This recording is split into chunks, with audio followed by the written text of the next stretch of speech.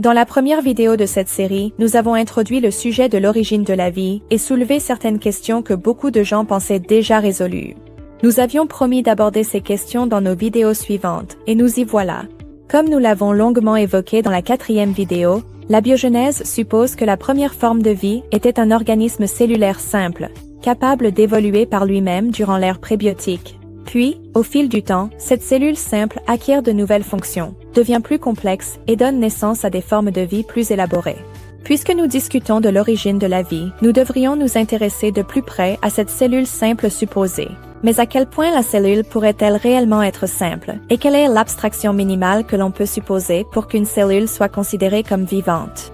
Autrement dit, quels sont les composants biologiques minimums nécessaires pour qu'un organisme soit vivant?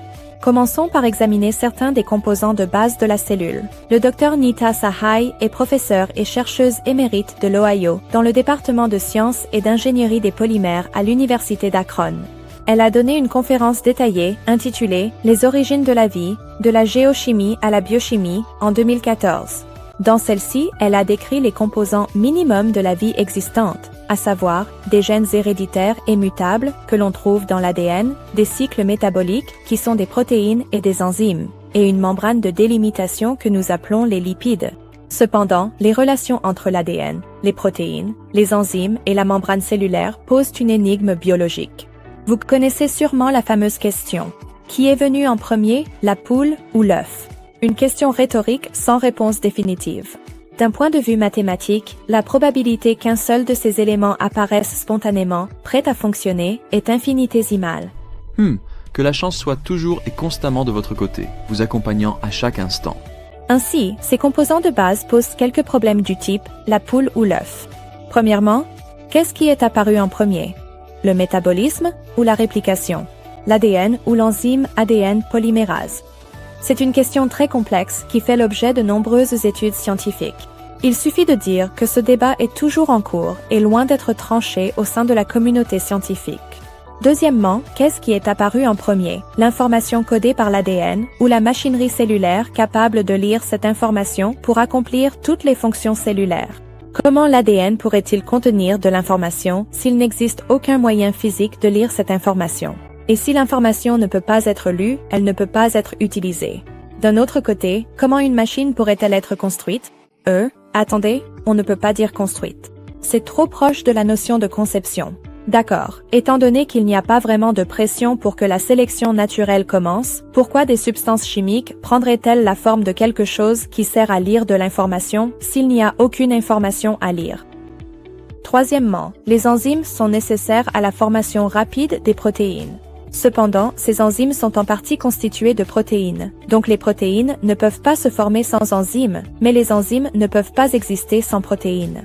Enfin, les protéines sont nécessaires pour créer les machines ribosomiques, mais les machines ribosomiques sont nécessaires pour créer les protéines. Revenons aux mathématiques. L'idée que tous ces composants arrivent ensemble au même moment, au même endroit et s'assemblent parfaitement est extrêmement improbable.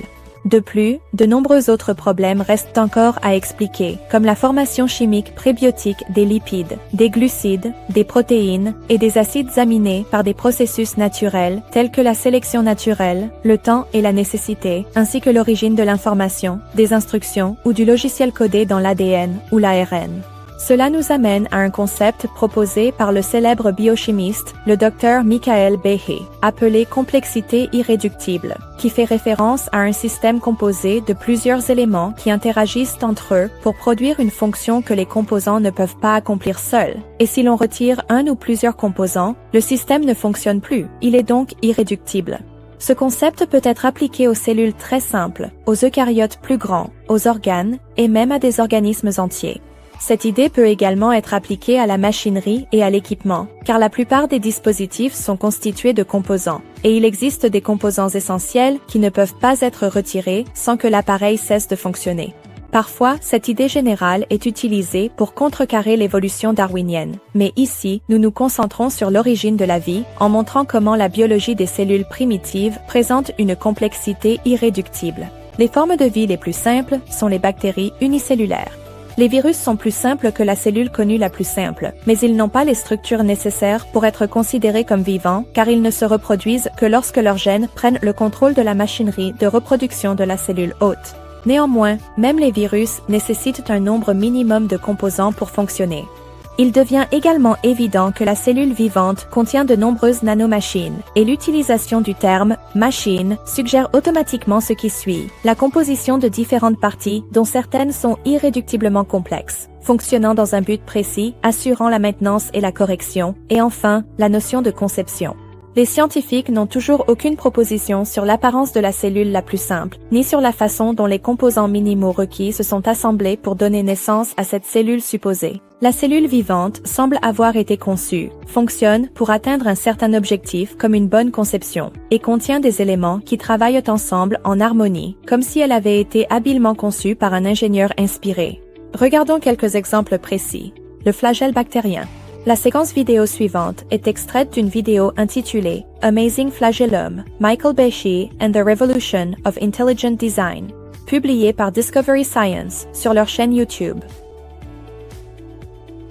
Dans Darwin's Black Box, en 1996, Bechet a mis en lumière et rendu célèbre un certain nombre de découvertes vraiment intéressantes qui avaient eu lieu en biochimie et en biologie cellulaire au cours des 2 ou 3 dernières décennies.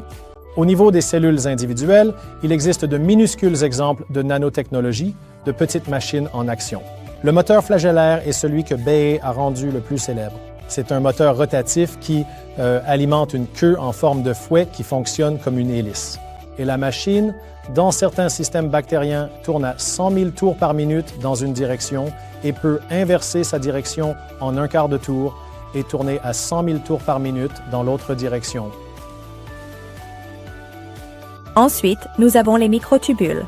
La séquence suivante est un extrait emprunté à une vidéo intitulée Microtubules, Tentpoles and Railroads, publiée par Phosphobiomedical Animation sur leur chaîne YouTube. Les microtubules sont les mâts de tente qui apportent stabilité et rigidité à vos cellules. Ils sont constitués d'une protéine appelée tubuline qui existe en 2 variantes, alpha et bêta. La tubuline alpha et bêta s'assemblent pour former ce que l'on appelle un dimère, et ce dimère se lie à d'autres dimères jusqu'à former une spirale qui fait tout le tour.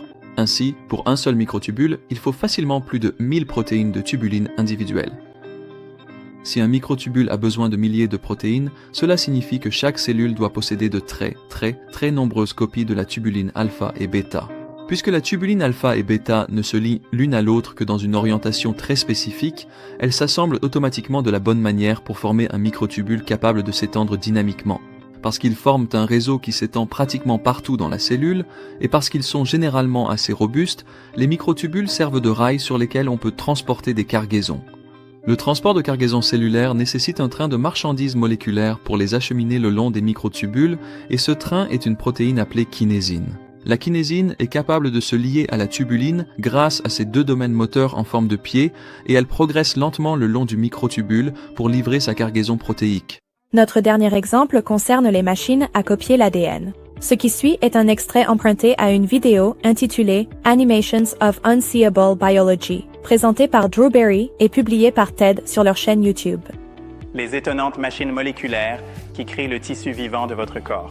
Ce que je vais vous montrer est une représentation fidèle de la véritable machine de réplication de l'ADN qui fonctionne en ce moment même dans votre corps, du moins selon la biologie de 2002.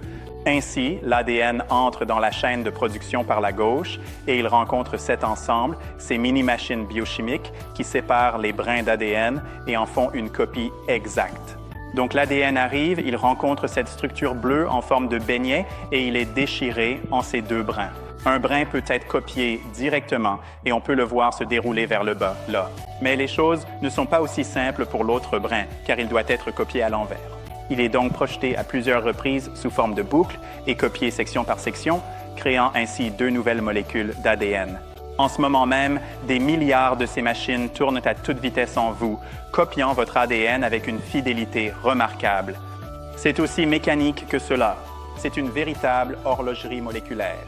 Voilà comment vous fonctionnez à l'échelle moléculaire. Avec des friandises moléculaires pour les yeux, nous avons les kinésines, les molécules orange de petites molécules messagères qui marchent dans un sens, et voici les dinéines. Elles transportent ce système de diffusion et ont de longues jambes pour contourner les obstacles, etc.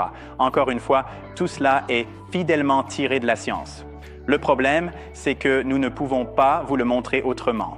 Certains ont protesté en affirmant que les partisans du dessin intelligent ont inventé le terme « machine » pour servir leur propre cause. Cependant, le terme « machine » ou un terme similaire a été largement utilisé dans de nombreux articles rédigés par des auteurs hautement qualifiés. Jetons un rapide coup d'œil au titre de ces articles et à leurs auteurs.